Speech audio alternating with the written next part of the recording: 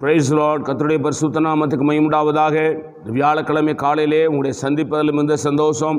இந்த நாளுடைய ஆசீர்வாதத்துக்காக ஒரு வேத பகுதி வாசிப்போம். அது சங்கீதங்களின் புஸ்தகம் 37ஆம் அதிகாரம் 25, 26, 27. நான் இளைஞனாயிருந்தேன், முதிர் வயதிலுமானேன், ஆனாலும் நீதிமான் கைவிடப்பட்டதையும் அவன் சந்ததி அப்பத்துக்கு இறந்து திரிகிறதையும் காணவில்லை. அவன் நித்தம் இறங்கி கடன் கொடுக்கிறான், அவன் சந்ததி ஆசீர்வதிக்கப்படும்.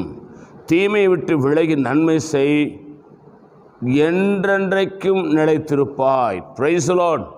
கர்த்தருடைய வார்த்தையை தெளிவாக சொல்லுகிறது. அருமையான தேவ பிள்ளைகளே, இதற்காரனாகிய தாவீது, நான் இளைஞனாயிருந்தேன், முதிர் வயது உள்ளவனும் ஆனேன், ஆனால் இந்த காலங்களிலே நீதிமான் கைவிடப்பட்டதையும் அவன் சந்ததி அப்பத்துக்கு இறந்து தெரிவதையும் காணவில்லை. அல்லேலூயா. யார் நீதிமான்?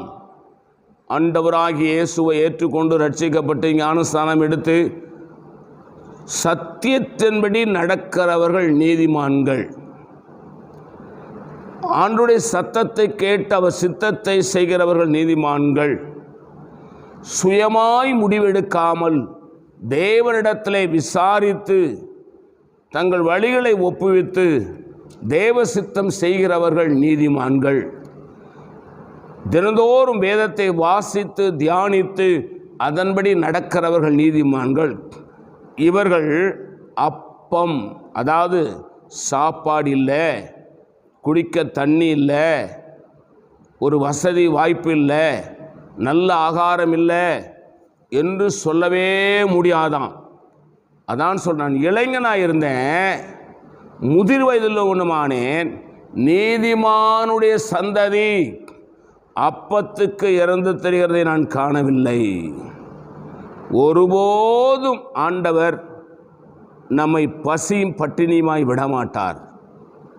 ஆனால் நாம் நீதிமானுடைய சந்ததியாக இருக்க வேண்டும், உண்மையுள்ளவர்களாக இருக்க வேண்டும், ஒழுக்கமுள்ளவர்களாக இருக்க வேண்டும், பரிசுத்தமுள்ளவர்களாக இருக்க வேண்டும், சத்தியத்தின்படி நடக்கிறவர்களாக இருக்க வேண்டும், சத்தியத்தை கீழ்ப்படுகிறவர்களாக இருக்க வேண்டும், தாய் தகப்பனை கனமனவர்களாக இருக்க வேண்டும், தாய் தகப்பனுக்கு கீழ்ப்படுகிறவர்களாக இருக்க வேண்டும், பரிசுத்த ஆவியானவருக்கு அடங்கி நடக்க வேண்டும்.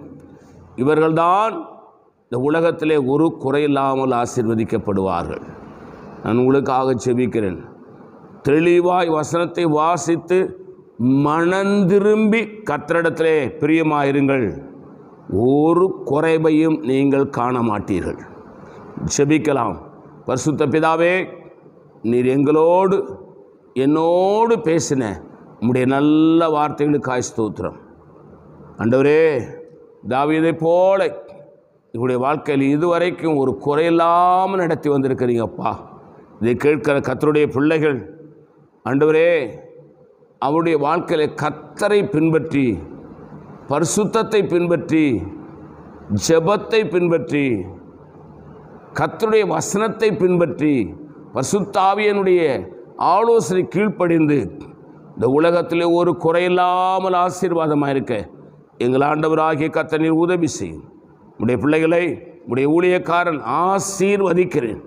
இயேசு நாமத்தில் வேண்டிக் கொள்கிறோம் பிதாவே. ஆமேன். God bless you. கர்த்தர் உங்களை ஆசீர்வதிப்பாராக.